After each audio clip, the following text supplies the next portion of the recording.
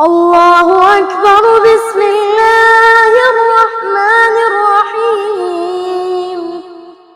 آمن الرسول بما أنزل إليه من ربه والمؤمنون كل آمن بالله وملائكته وكتبه ورسله لا نفرق بين أحد من رسله وقالوا سمعنا وأطعنا غفرانك ربنا وإليك المصير.